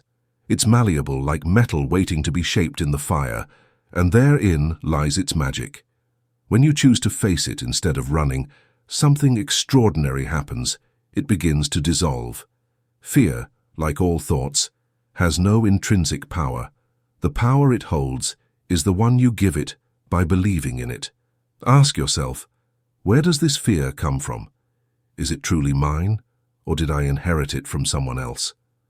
Often, fears are nothing more than echoes of past voices, a comment from a parent, a taunt in school, a failure you interpreted as a reflection of your identity. Transforming fear into an empowering belief isn't an instant process, but it's possible. The first step is to recognize the story you're telling yourself. If you fear failure, you probably tell yourself, if I fail, I'm not enough. But that story isn't truth, it's an interpretation. And like all interpretations, it can be rewritten. What if, instead of seeing failure as a sign of your inadequacy, you viewed it as a lesson? What if you told yourself that every mistake is a step toward growth? This simple rewording has the power to change everything. The second step is to actively challenge your fear. This doesn't mean jumping into the unknown without preparation, but rather taking small risks that contradict your limiting beliefs. If you fear rejection, start by sharing an idea with a group, asking a question you normally wouldn't, or expressing an opinion you typically keep silent. Each time you face your fear, you're sending a message to your mind. This doesn't control me. And with every small act of courage, you're reshaping the fear like a hammer shaping hot metal. The alchemy of thought isn't just about challenging your fears, though. It's also about imagining who you could become without them. Close your eyes and ask yourself, who would I be if this fear didn't hold me back? Maybe you'd see yourself speaking with confidence, chasing your dreams, or opening your heart without hesitation. That image isn't a fantasy. It's a real possibility. And every time you visualize it, you're teaching your mind a new way of being. Your subconscious, which once feared change, begins to adapt to this new vision because it seeks congruence. What you imagine with enough intensity and emotion begins to feel real. But change doesn't only happen in your mind, it requires action. Every time you make a decision from a place of empowerment instead of fear, you're reinforcing your new beliefs. Not everything will go as planned, but even the smallest progress is a victory. Every time you choose courage over fear, you're reprogramming your mind and reminding it that fear no longer gets to write your story. Fear is a powerful tool when you understand it. Instead of seeing it as an enemy, you can use it as a signal. Where there is fear, there is growth waiting for you. Where there is resistance, there is potential. Imagine how your life would look if, each time fear arose, you saw it as an opportunity rather than a barrier. This transformation doesn't happen overnight, but with every rewritten thought and every brave action, you are moving closer to a version of yourself who not only faces fear, but uses it to grow. In the alchemy of thought, it's not about eliminating fear, it's about transforming it. It's about looking it in the eye and saying, I won't let this control me. And in that act, you discover something profound. Fear was never bigger than you.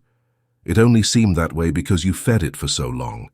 But now, with every step toward freedom, you're forging a new identity, one that doesn't just face fear, but turns it into beliefs that elevate you instead of holding you back. And in that process, you realize that you've always had the power to turn any shadow into light. Rebirth is not a sudden burst of magic, nor a moment that changes everything overnight. It's a profound journey, an internal shift that begins when you decide to leave behind who you once were, to become who you were always meant to be. It is the point where you release the chains of your past, where you embrace your scars as symbols of survival and walk forward with your head held high, knowing that now you are the author of your own story. Imagine standing before a mountain. one that you've always seen from below, towering and seemingly unreachable. For years you watched it with fear, convinced that you could never scale its peaks. But then, something changed. Perhaps it was a conversation, a failure, or simply the exhaustion of feeling small in its shadow. That day, you took your first step. The climb was steep, filled with obstacles and moments where you doubted your strength. Yet, you pressed on. And now, here you are, at the summit, gazing down at the world from a perspective you once thought impossible. That is rebirth, looking back and realizing that the person who started the journey is no longer the same one who arrived. Rebirth doesn't begin with a dramatic surge of courage. It starts with a whisper, a silent but powerful decision. It is the moment when you say, "I don't want to live like this anymore." No matter how long you've been trapped in fear, doubt, or limiting beliefs, that tiny flicker of clarity is the spark that ignites the fire of change. I remember someone telling me how, for years, they lived with an overwhelming sense of inadequacy. Every achievement filled them with pride, but only for a moment, before the voice inside their head would whisper, "It's not enough. You're not enough." That voice followed them for years until one day, while standing alone in front of a mirror, they said, "Enough." They didn't fully understand what that meant, but it was the beginning of something new. It was the moment they decided they would no longer be enslaved by their own insecurities. Rebirth is not a destination. It is a constant journey. Every day when you choose to let go of an old belief, when you dare to take a risk, or when you choose to love yourself just a little more, you are reborn. But this process isn't linear, nor is it perfect. There will be days when you feel like you're moving backward, moments when the shadows of the past try to pull you back. These days are not signs of failure. They are reminders that you are alive, that you are growing. Because rebirth doesn't mean never falling. It means rising again each time, stronger than before. Rebirth also means accepting that you don't have to do it alone. Sometimes you'll need the support of others, an encouraging word, a helping hand, a glance that reminds you that you are not alone. Vulnerability is not weakness. It is the bridge that connects souls. When you allow others to see your wounds, you discover that many of them have scars of their own, and in that shared experience you find the strength to keep moving forward. The most powerful rebirth happens when you realize that you don't need to be perfect to deserve love, success, or happiness. For so long, you believed that you had to change to become worthy, that you had to meet an impossible standard to feel whole. Now, you know that you've always been enough even when you didn't feel it. That is the gift of rebirth. It doesn't turn you into someone new. It reconnects you with who you've always been. Rebirth is also an act of creation. Once you let go of what no longer serves you, you make space for something new. Ask yourself, what do I want for my life? What kind of life do I want to build? There are no limits to what you can dream because now you understand that the chains that once held you were illusions. You are free to imagine, to explore, to create. What would your life look like if you lived from this place of rebirth? If every decision you made was guided not by fear, but by love? If every step you took was aligned with your values, your dreams, your truth? That life is not an unreachable fantasy. It is a reality that's already within your grasp. You only need to choose it, over and over again. Rebirth is not the end of the journey. It is the beginning of a new one. It is the opportunity to live authentically, to embrace both your light and your darkness, and to walk with the certainty that every step you take is an act of courage. Because now you understand that you are not defined by your past, but by the choices you make today. Imagine that you've been given a blank canvas, an empty lot where you can build whatever you desire. There are no restrictions, no blueprints imposed by others, only the infinite possibility to create something that reflects who you are. But here's the challenge. For years you've lived in a house that wasn't yours, a house made of borrowed beliefs, other people's expectations, fears, and limitations you never questioned. Now, standing before this empty space, a crucial question arises.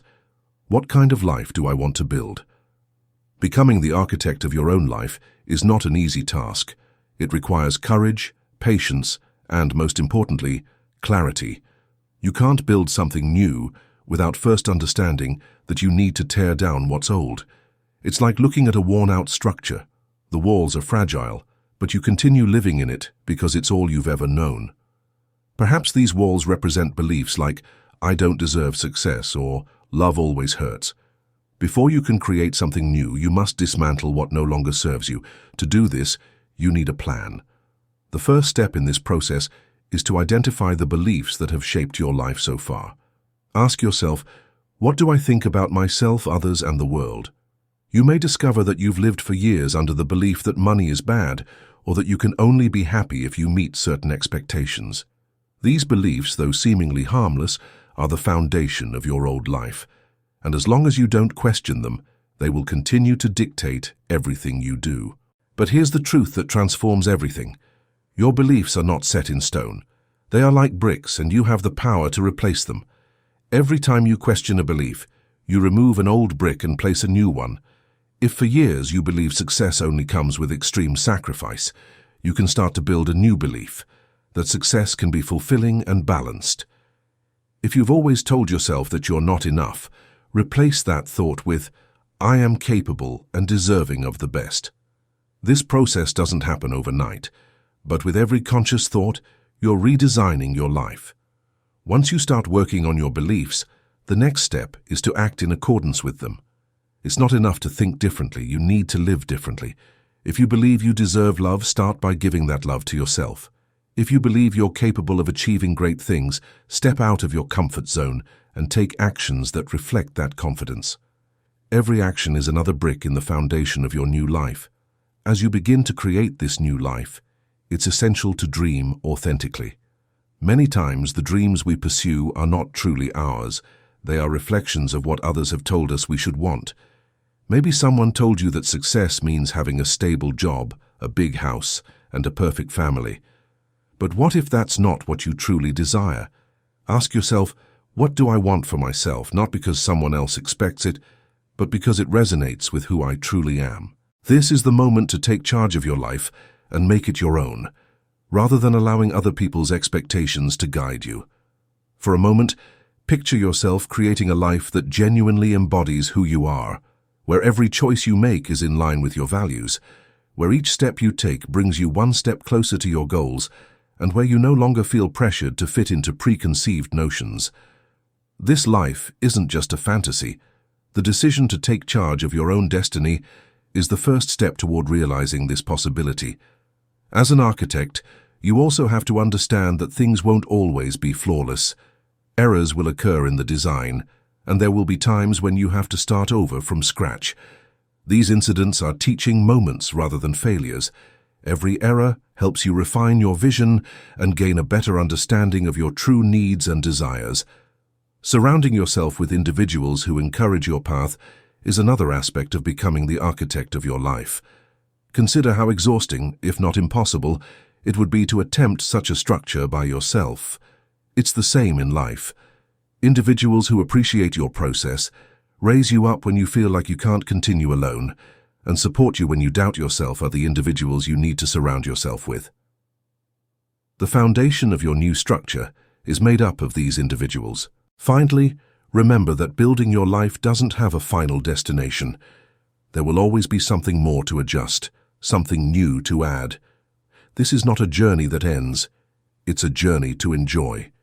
Each day you choose to act from your own beliefs, and each time you make a decision aligned with your truth, you are strengthening the foundation of an authentic and meaningful life. When you become the architect of your life, you discover something extraordinary. You always had the power to design your own path. You just needed to let go of the beliefs of others to see it. And now, with every brick you place, with every step you take, you are building something not only beautiful, but profoundly your own. And in that process you find not just freedom, but a satisfaction that no borrowed life could ever offer. This is your moment to create, to dream, and to live fully. Now you know that true power doesn't lie in what others expect of you, but in what you choose to build from your soul. In the journey of mental freedom, there is a crucial lesson to understand: letting go of the need to control the outcome. We often carry the illusion that we must ensure the success of others, but this is not our responsibility. The seeds we plant through our words and actions might grow in ways we cannot predict. Some will take what we share and create profound change in their lives, while others may ignore it completely. But your legacy is not measured by the number of lives you change. It is defined by the truth you share. True inspiration comes from a place of humility, not from a lofty pedestal. You don't need to be perfect to guide others. All you need is authenticity. Share your struggles, your doubts, and your mistakes. It is in those raw stories where others find hope, not in unattainable perfection, but in shared humanity. You inspire others, not by pretending to have all the answers, but by demonstrating that even amidst uncertainty, you continue to walk forward. The legacy of a free mind is not built on applause or recognition. It is found in the quiet moments when someone hears your words and decides to take a step toward their own freedom. It is the silent impact of living your truth and showing others that breaking the chains that bind us is possible. However, for that legacy to endure, you must protect your freedom. Only when you are whole can you give without draining yourself and inspire without becoming shackled. The subconscious mind is vast and mysterious, a deep ocean where secrets rarely rise to the surface. This part of the mind is not your enemy, though it may have seemed that way for a long time. Like a wild horse galloping through the fields, it is driven by instincts, memories, and beliefs that you have either consciously or unconsciously fed. Being the master of your subconscious doesn't mean controlling it with force. It means understanding its language, navigating its currents, and eventually transforming it into an ally. I remember the moment I realized that my mind was not fully under my control. It was an ordinary day, and yet every thought carried a weight that I couldn't ignore: fears, doubts, and old stories of inadequacy. These thoughts were not new. They had been with me for years, quietly shaping my life. That day, something clicked. I realized I wasn't living according to my own will, but according to a program I had never questioned. The subconscious is not a villain, but neither is it an obedient servant. It is more like a guardian holding on to what it deems sacred, even if what it holds sacred is fear or doubt. Every intense experience, every repeated word, becomes a brick in the structure of your mind. Over time, this structure forms a prison. But here's the truth that changes everything. If you built those walls, you can tear them down. Ask yourself, what stories does my subconscious live by that are no longer true? Perhaps you believe success requires suffering because you saw your parents work themselves to exhaustion, or maybe you think love always ends in pain because of past abandonment. These beliefs are not yours by nature. They are narratives your subconscious adopted for protection. What was once a survival mechanism is now a barrier limiting your life. The key to mastering your subconscious is awareness. You cannot change what you do not see. Observe your thoughts not as a judge, but as an explorer. Whenever something holds you back or causes anxiety, ask yourself, where is this coming from? Is this truly mine? Or did I adopt it from someone else? This act of observation is not easy, because the subconscious operates with subtlety. It doesn't shout, it whispers. But as you begin to listen, you'll uncover patterns that you previously overlooked. Reprogramming the subconscious is not a one-day task, but it is entirely possible. The most powerful tool for doing so is repetition. If, for years, you have told yourself that you are not enough, your subconscious has accepted that as absolute truth. But if you begin to feed your mind thoughts that reflect your worth, something begins to change. Every time you say, I am capable, I deserve the best, you are placing a new brick in the foundation of your mind. At first, these words may feel strange, even false, but the subconscious does not distinguish between what is real and what is repeatedly told to it. It simply absorbs what it hears often. Visualization is another powerful tool. Your subconscious responds far more to images than words. Imagine, in vivid detail, the life you want to create. Don't just see it, feel it. Feel what it's like to wake up every day with purpose, to live with confidence, love, and abundance. Each time you visualize with emotion, you send a clear message to your subconscious. This is what I want to experience. And as the subconscious seeks coherence, it will begin aligning your thoughts and actions with that vision. But mastering your subconscious also requires action. Every positive thought needs to be backed by a decision, a step, a movement. If you've always told yourself that you're not good at public speaking, break that pattern by raising your hand in a meeting. If you believe you don't deserve success, take a small step toward a long-postponed goal. These actions don't just reinforce your new beliefs, they turn them into reality. The path to mastering the subconscious is not linear. There will be days when the old patterns resurface strongly, when doubts and fears occupy the center of your mind. But even on those days, remember this. Each time you consciously choose a thought, each time you take an action aligned with your purpose, you are making progress. To be the master of your subconscious doesn't mean eliminating the shadows. It means learning to walk with them without letting them stop you. Imagine for a moment how your life would change if you could direct your mind instead of being directed by it. If you could wake up every day knowing that your thoughts are aligned with your dreams, and that your decisions are not influenced by old fears, but guided by a vision of what is possible.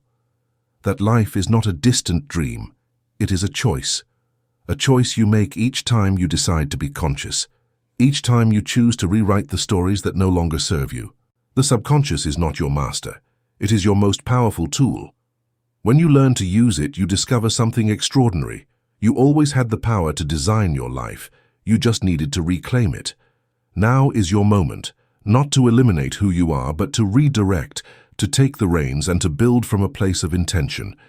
Being the master of your subconscious means freeing it to work in your favor. And in that freedom, you will find the deepest truth of who you really are. The end of the slave is the beginning of the creator.